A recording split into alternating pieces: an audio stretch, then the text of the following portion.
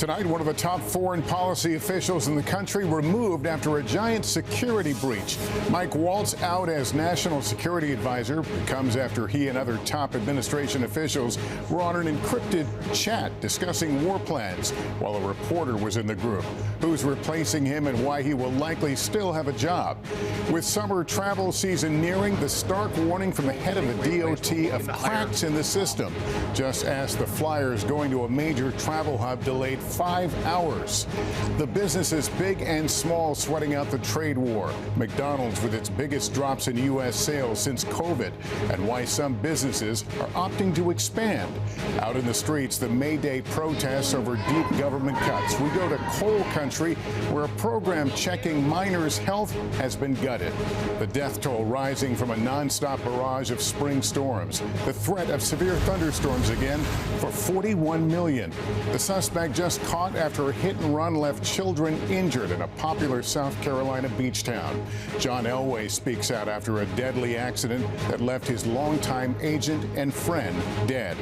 Just in, music mogul Diddy's news from court and the rush to protect the seals of Block Island, the mission that is as important as it is adorable. This is NBC Nightly News with Lester Holt. Good evening and welcome. A major shakeup in the Trump administration today, not playing out quite as it may have first seemed. President Trump indeed sidelining his national security advisor, Mike Waltz, as was the Washington buzz earlier today. But then came news from the president that he will nominate Waltz to become U.S. ambassador to the United Nations and tapping Secretary of State Marco Rubio to serve as national security advisor temporarily while continuing to lead the State Department. Waltz, as you recall, was at the center of a storm recently after mistakenly adding a journalist into a group chat on Signal, in which a U.S. military operation was discussed in real time. President Trump stood by him after the incident. Still, today's move opening up new distance between the president and one of his top advisors. Garrett Hake reports. Tonight, just 102 days into his second term, President Trump with his first senior staff shakeup, removing National Security Advisor Mike Waltz, announcing he's nominating Waltz to become ambassador to the United Nations instead. Posting, Mike Waltz has worked hard to put our nation's interests first. I know he will do the same in his new role. The president tapping Secretary of State Marco Rubio to pick up Waltz's duties on an interim basis. He did not stop to answer questions late tonight. Mr. President, why now? Waltz was on Fox News this morning, praising President Trump's efforts to end the war in Ukraine moments before reports he was expected to be pushed out of his White House role. Only President Trump could have brought both sides together. We were here. We are moving closer and closer. The decision to reassign Waltz, part of the ongoing fallout after an embarrassing mishap when Waltz mistakenly added a reporter to a group chat on the encrypted app Signal, where sensitive plans about strikes against the Houthis were discussed. Waltz later took responsibility for the episode. It's embarrassing, yes. We're going to get to the bottom of it. Was there a mistake? Absolutely. We're going to improve it. We're going to fix it. President Trump publicly supported him. That man is a very good man right there that you criticize so strongly. He's a very good man, and he will continue to do a good job. The president at the time telling me in a phone interview he thought Waltz had, quote, learned a lesson. But Waltz remained on shaky ground. When asked about Waltz again last week, the president saying only, quote, Waltz is fine. I mean, he's here. During his first term, President Trump cycled through 4 national security advisors. Tonight, Democrats are calling for Defense Secretary Pete Hegseth, who was also on the Signal chat, to be removed. The national security advisor is out. He's the first person to leave. He will certainly not be the last. Tonight, Vice President Vance was asked about the former Green Beret and Florida congressman. I like Mike. I think he's a great guy. He's got the trust of both me and the president. But we also thought that he'd make a better UN ambassador. Garrett, you have new reporting on how this all played out. That's right, Lester. Waltz's possible departure had been simmering since the Signal story first broke, but the president did not want to hand his critics a victory, according to a source familiar, leading to Waltz's new post instead of a firing. Meanwhile, that same source says Secretary Rubio's interim position could be open-ended. Lester? Garrett Haig tonight. Thank you. Now to frustration for passengers traveling through Newark Airport today, where delays were 5 hours or longer. It comes as air traffic controllers warn about persistent issues there. Tom Costello is watching it for us. Tom, where do things stand right now? At this hour, arrivals delayed 5 hours and more due to equipment problems and staffing shortages. And one veteran controller tells NBC News, don't fly into Newark, avoid Newark at all costs. At one of America's busiest airports, gridlock. 24 hours of ground stops and delays at Newark International, a critical hub for United. Arriving flights delayed 5 to 12 hours. All we know that this is an ATC FAA issue. This red-eye flight from San Francisco to Newark turned around mid-flight. On the West Coast, passengers waiting in long lines. Yeah, this is rough. The FAA blames the chaos on equipment issues, runway construction at Newark, and staffing issues at Philadelphia TRACON, which guides aircraft in and out of the airport. What I think you're seeing is you're starting to see cracks in the system. American 237. Still short some 3,000 controllers nationwide. The DOT today unveiled plans to staff up within 3 to 4 years, including recruiting more military controllers, bonuses for academy grads, and veteran controllers who don't leave before mandatory retirement at 56. One Newark controller tells NBC News they lost radars on Monday, radios on Wednesday, and things need to change. It's not a safe situation for the flying public. The FAA and the ATC union insist air travel is safe. I think this is a pivotal moment of seeing what the stresses and pressures of this career path are. Stress and strain with summer travel weeks away. Tom Costello, NBC News, Washington. We turn now to President Trump's trade war and the businesses large and small saying the impacts are real, painful, and being felt right now. Christine Romans has details. With dire warnings over President Trump's tariffs, the U.S. Chamber of Commerce today practically begging the White House for tariff relief for small businesses, telling the administration even if it only takes weeks or months to reach agreements, many small businesses will suffer irreparable harm. These tariffs are just adding uncertainty and complexity at a time when these small businesses just don't have the cash flow to cover it. The Chamber's CEO says she's speaking up for Main Street companies that don't have the lobbyists and lawyers like big public names. Businesses like Bonnie Bray Flowers in Denver. Got our roses from Ecuador. Facing Mother's Day and graduation with new costs they never anticipated. Everything that is imported from another country. Adding anywhere from 10 to 20% on every one of our invoices. Big companies, too, with big tariff price tags. GM warning investors of current tariff exposure of $4 to $5 billion. Hershey says tariffs will cost it up to $20 million this quarter. Stanley Black & Decker says it's already raised prices because of tariffs and will raise them again next month. Consumers, meanwhile, growing more cautious. Sales at McDonald's in the U.S. fell 3.6%, the biggest drop since the pandemic.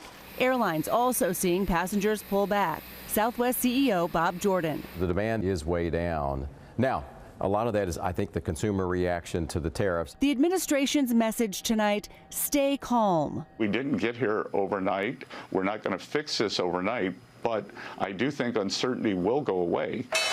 Markets closed higher for the day, and after the bell on an earnings call, Apple CEO Tim Cook publicly addressed the trade war. Assuming the current global tariff rates, policies, and applications do not change for the balance of the quarter, and no new tariffs are added, we estimate the impact to add $900 million to our costs. And Christine, meantime, the White House is saying that the tariffs are having the desired impact. That's right, Lester. The White House tonight pointing to Mercedes, saying it'll be moving production of one of its vehicles to a plant in Alabama.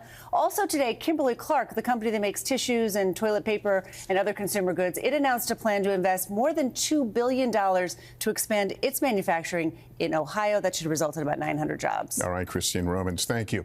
In South Carolina tonight, police just apprehended a suspect believed to have plowed his car into children in a suspected hit and run. Aaron Gilchrist now with a breaking update on the case.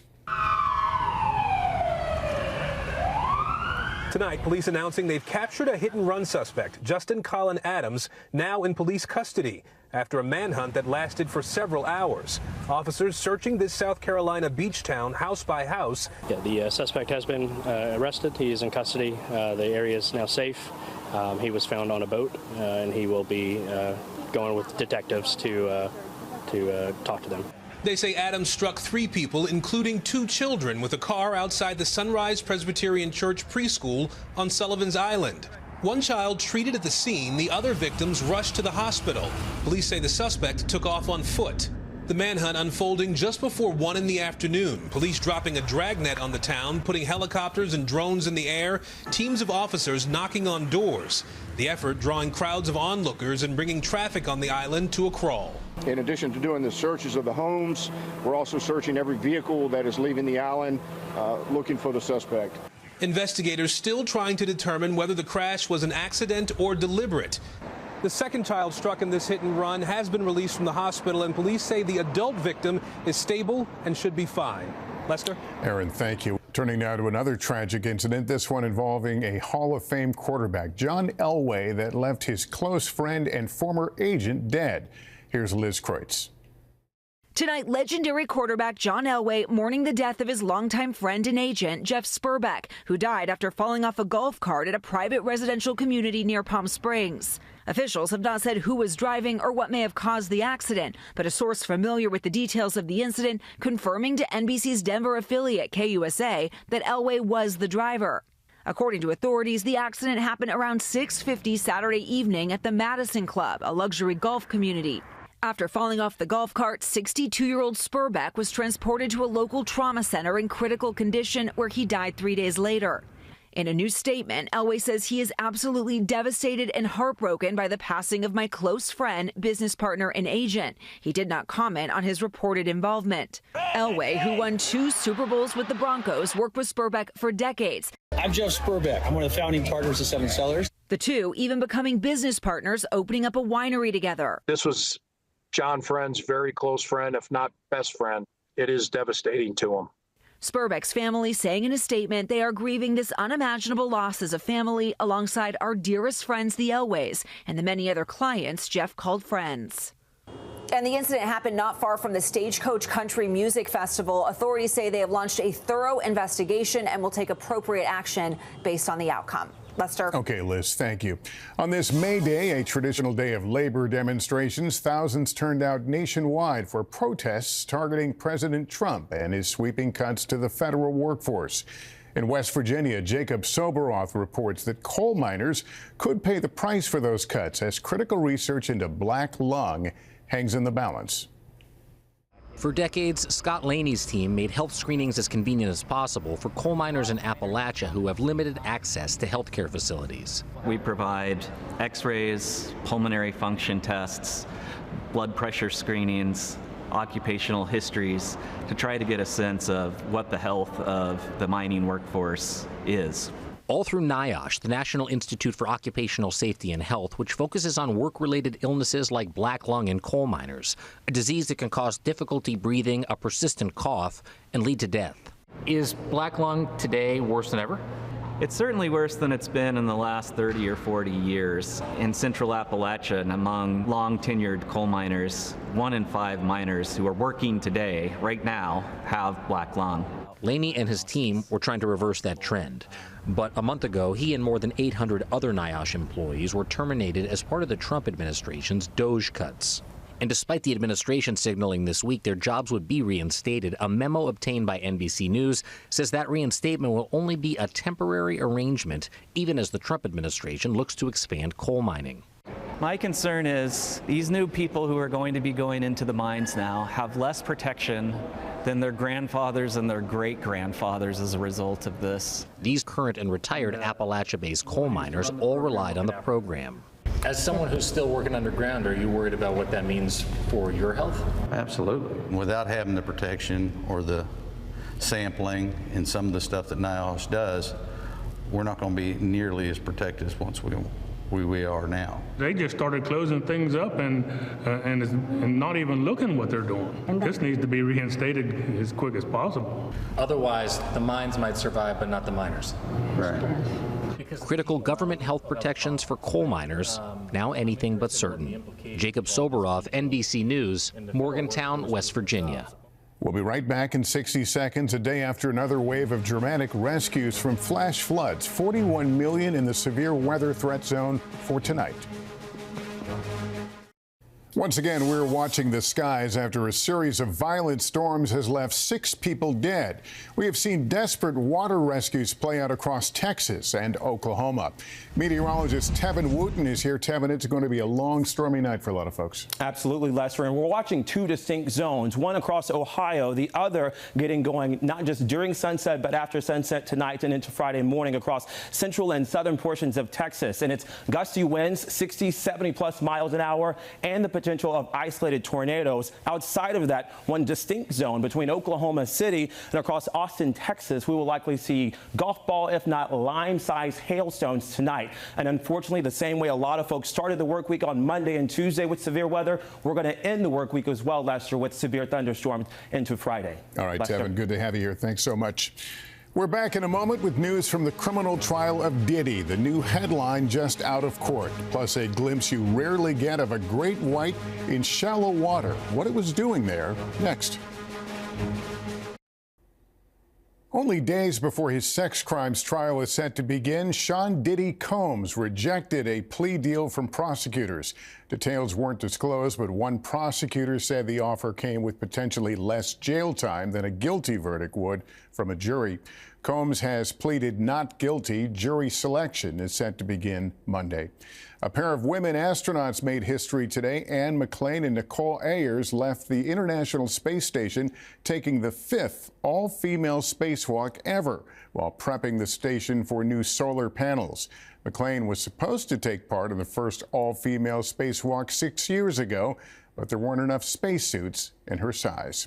And it's one of the ocean's most fearsome creatures, the great white shark. But when a 10-foot great white got stuck in shallow waters off the coast of Australia, a group of men stepped up. They worked for almost an hour to rescue the stranded shark, helping it back into deeper waters.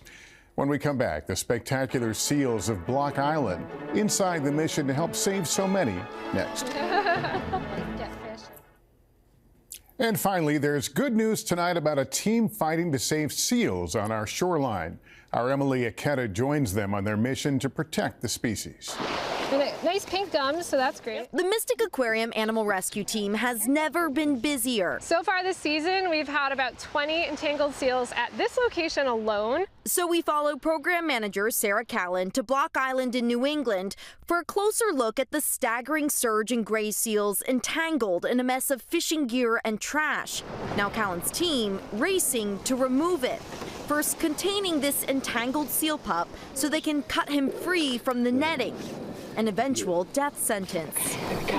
What relief to have this off of its neck. Yeah, absolutely. It's the same group that brought in this little guy, stranded in city streets in Connecticut. Sadly, Chappie didn't make it with plastic found in his stomach. Research estimates billions of pounds of plastic enter the ocean every year. The amount of animals that are interacting with human-made products and debris within the first couple months of their life is a bit alarming. It directly relates to the state of the ocean. It's our job to help share that message and educate people on the threats that these animals face. A fight Mystic isn't giving up on. Bye. Bye. Helping seals like this swim towards a healthier horizon. You get to give an animal a second chance at life that they normally wouldn't have without our intervention. So it's such a special moment. Emily Aketa, NBC News. Awesome. Nice job. Block Island, Rhode Island. Some really important work they're doing. That's nightly news for this Thursday. Thank you for watching. I'm Lester Holt. Please take care of yourself and each other. Good night.